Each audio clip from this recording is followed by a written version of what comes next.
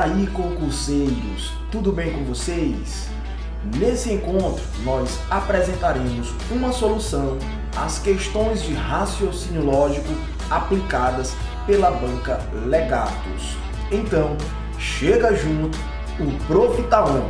Vamos nessa? Questão número 1. Ao lançar simultaneamente dois dados idênticos e não viciados, qual é a probabilidade de saírem somente números primos nas suas faces superiores? Pessoal, probleminha de probabilidade. Já trabalhamos essa ideia em questões anteriores.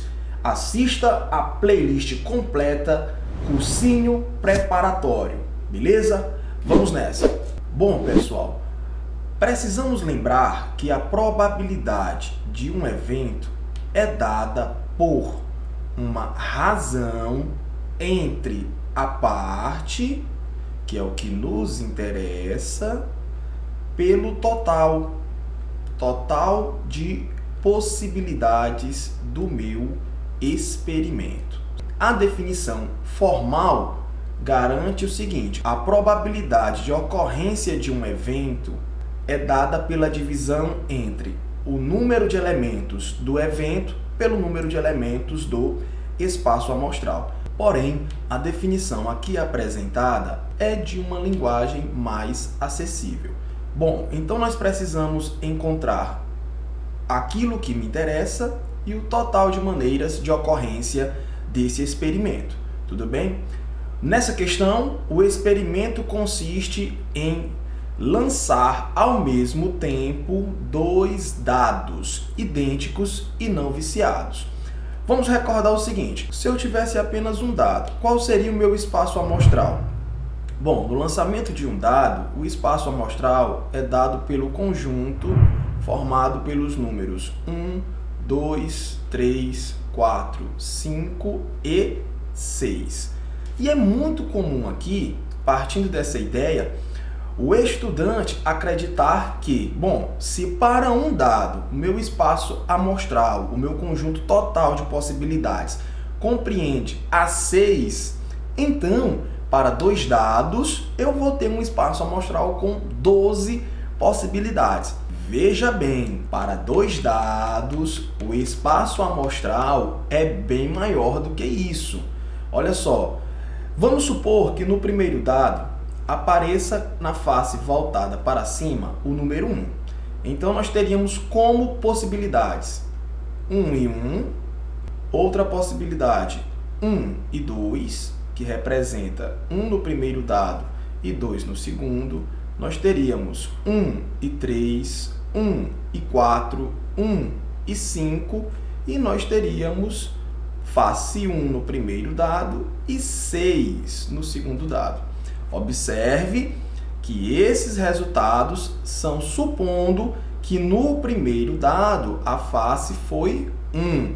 Mas essa face pode ser 2, 3, 4, 5 ou 6. Então, com raciocínio análogo, não é isso?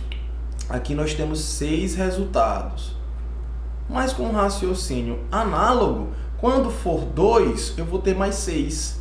Quando no primeiro dado a face for 3, eu vou ter mais 6. Eu vou ter 6 quantas vezes, pessoal? 6 vezes. Eu vou ter 6 resultados 6 vezes, o que totaliza aí para o meu espaço amostral 36 resultados possíveis. Então eu deixei separadinho a organização dessa informação. Vamos dar uma olhada nisso. Olha só, aí está o conjunto com todas as possibilidades. Esse conjunto aqui nós chamamos de espaço amostral, que é o conjunto que representam aí todas as minhas possibilidades no lançamento de dois dados. Gilberto, eu teria que escrever todo esse conjunto? Não tem um jeitinho mais fácil de encontrar essa informação? Tem sim. Vamos verificar isso agora. Uma maneira mais simples de se chegar a essa mesma conclusão, e na verdade é a maneira ideal, né, de resolução seria utilizar o princípio fundamental da contagem. De acordo com o PFC, que é o princípio fundamental da contagem, se um experimento é composto por duas ou mais etapas, então para encontrar o total de maneiras de ocorrência desse experimento, basta multiplicar as possibilidades de todas essas etapas. Esse problema em questão, ele é composto por duas etapas, que seriam jogar os dois dados, ou melhor, observar os resultados das faces superiores de cada dado. Isto é, joguei o primeiro dado, eu tenho quantas possibilidades de resultado? Eu tenho 6.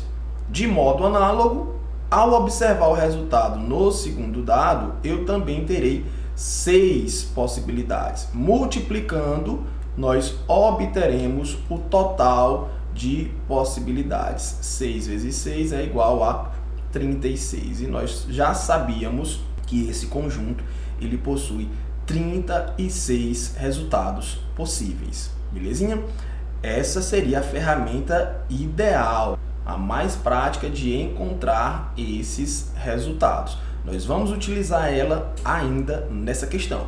Pois bem, já encontrei o meu total. Me resta agora encontrar a parte que eu desejo que aconteça.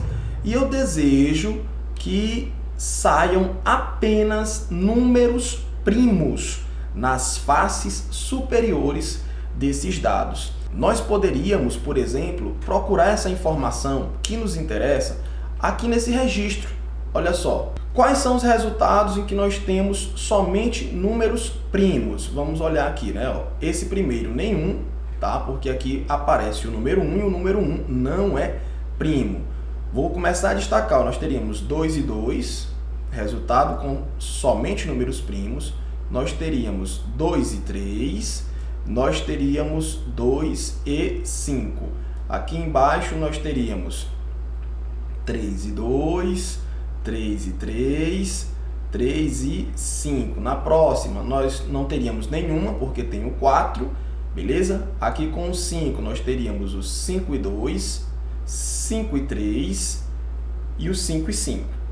E na última linha, nós não teríamos nenhuma, certinho? Por que nenhuma? Porque tem o 6 e o 6 não é primo. Contando, 1, 2, 3, 4, 5, 6, 7, 8, 9. Poderia fazer assim, mas essa não é a forma ideal. Vamos verificar qual seria a resolução ideal, a metodologia ideal para encontrar essa informação.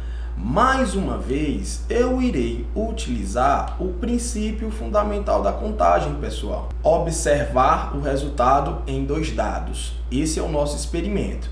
Então, agora eu desejo somente números primos. No lançamento de um dado, nós temos os possíveis resultados de 1 a 6. E desse conjunto, números primos, nós só temos à nossa disposição o 2, o 3 e o 5, pessoal. Isto é, quantas opções nós temos para números primos no resultado do primeiro dado? 3 opções, que são essas, 2, o 3 ou 5. De modo análogo, no segundo dado também. Pelo princípio multiplicativo, 3 vezes 3 é igual a 9. Dessa forma, eu encontro essa informação de maneira mais prática. Bom, agora nos resta aplicar a fórmula, não é isso? Fórmula, a probabilidade vai ser igual a uma divisão entre quem? A parte, que é o que me interessa, que no caso é 9, pelo total, que nós sabemos que é 36. 9 por 36. Bom, eu percebo que dá para a gente simplificar essa fração, dividindo tudo por 9. Então, dividindo tudo por 9, o que nós vamos obter aí, pessoal? 9 dividido por 9 é igual a 1. E 36 dividido por 9 é igual a 4. 1 dividido por 4, você vai obter 0,25. Em uma taxa percentual, basta multiplicar por 100. Então, 0,25 é a mesma coisa que 25%. Uma vez que multiplicar por 100, é só deslocar a vírgula para a direita 2 casas. Resposta da nossa questão, 25%. Vamos lá procurar a alternativa que contém essa informação. Alternativa letra D, de diferenciado. Mais uma questão gabaritada. Vamos para a questão número 2. Questão número 2 diz o seguinte: a negação da proposição: se você não paga as dívidas, seu nome é negativado, e aí nós temos as alternativas. Pessoal, aqui nós precisamos lembrar como realizar a negação de uma proposição conhecida como condicional, que seria o se então. Vamos nessa? Veja bem, pessoal, no enunciado original do problema, a proposição é a seguinte: se você não paga as dívidas, seu nome é negativado.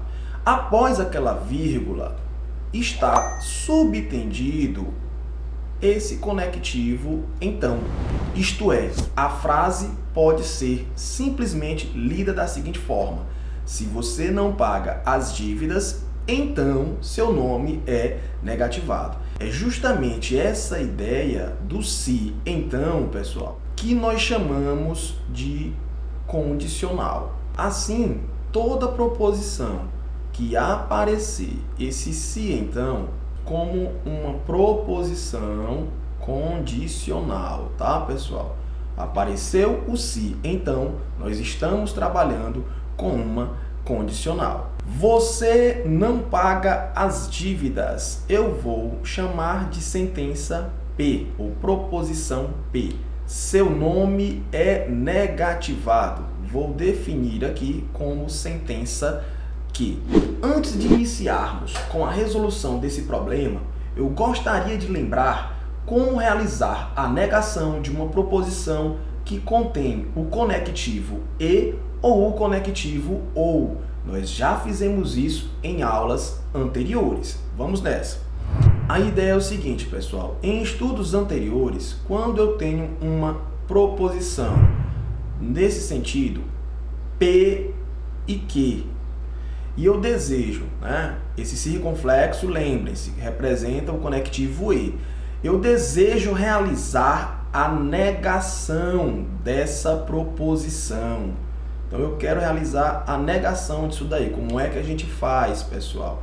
Bom, essa negação ela é dada pela negação da primeira proposição, aí você vai negar a segunda, e o conectivo E você vai trocar pelo conectivo OU, tudo bem?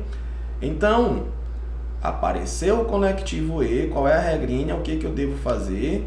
Você vai negar a primeira, negar a segunda e trocar o conectivo E pelo conectivo OU. Pessoal, essa ideia é aplicável quando, ao invés do conectivo E inicialmente, nós temos o conectivo OU. É a mesma ideia. Gilberto está dizendo que se a minha sentença fosse P ou Q, realizar a negação dessa sentença corresponde a negar a primeira, negar a segunda e trocar o OU pelo E. Isso mesmo.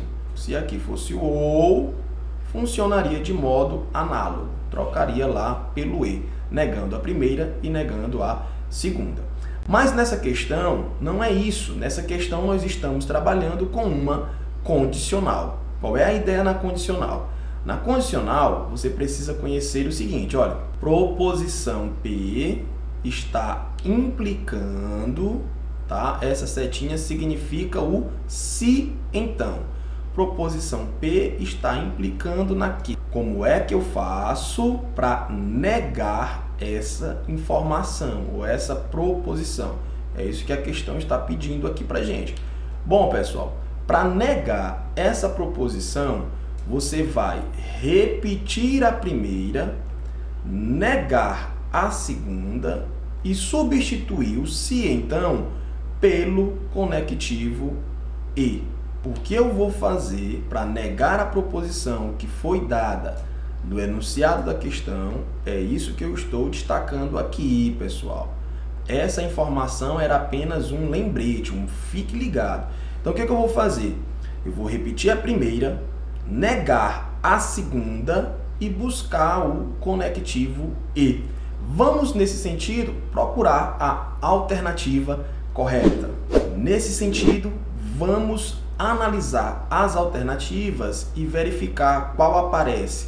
A primeira, a negação da segunda e o conectivo e. Letra A. Você não paga as dívidas. Veja bem, ele repetiu a primeira proposição. Conectivo e. Ótimo, conectivo e. Agora vamos ver a segunda. Seu nome não é negativado. E aqui originalmente estava, seu nome é negativado. Então aqui nós temos a negação da segunda. Com isso nós já encontramos a resposta correta, letra A. Questão gabaritada, vamos para a próxima. Questão de número 3. Vamos lá. Em uma caixa opaca existem 20 bolas pretas, 16 bolas brancas e 10 bolas azuis, misturadas e indistinguíveis ao tato. Qual a quantidade mínima de bolas que uma pessoa deve apanhar para que tenha certeza de que pegou um par de bolas brancas? Concurseiros, nessa questão nós devemos utilizar uma ferramenta conhecida como princípio das gavetas ou ainda princípio de Dirichlet. Vamos nessa. Vamos recapitular. Nós temos 20 bolas pretas, nós temos 16 bolas brancas e nós temos 10 bolas azuis, certinho? 20 pretas, 16 brancas e 10 bolas azuis. Para solucionarmos esse problema, vamos idealizar a seguinte situação. Vamos supor que eu deseje guardar essas bolas em gavetas, de modo que eu vou criar uma gaveta para guardar somente as bolas pretas, uma gaveta para guardar somente as bolas azuis e uma terceira gaveta para guardar somente as bolas brancas. Nós podemos utilizar como análise para a nossa questão as alternativas. Por exemplo, na letra A, ele afirma que basta tirar duas. Tirando duas bolas, eu consigo afirmar com toda certeza que eu peguei um par de bolas brancas.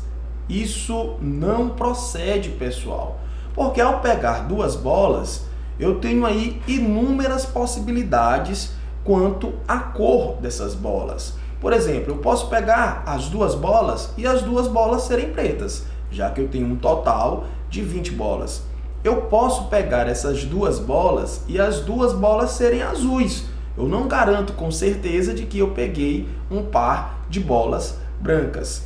Eu posso pegar essas duas bolas, ser uma azul e uma branca, ou uma preta e uma branca. Eu tenho aqui algumas possibilidades. Então, duas bolas não são suficientes para garantir que eu peguei um par de bolas brancas. Alternativa eliminada.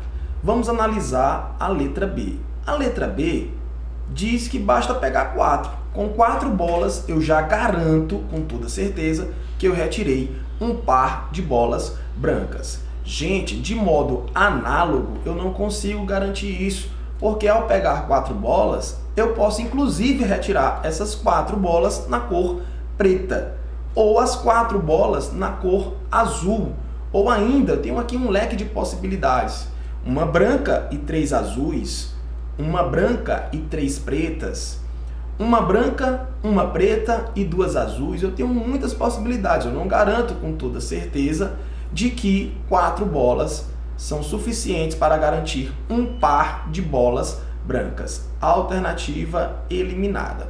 Se nós prosseguíssemos com essa análise, certamente nós iríamos encontrar a alternativa correta.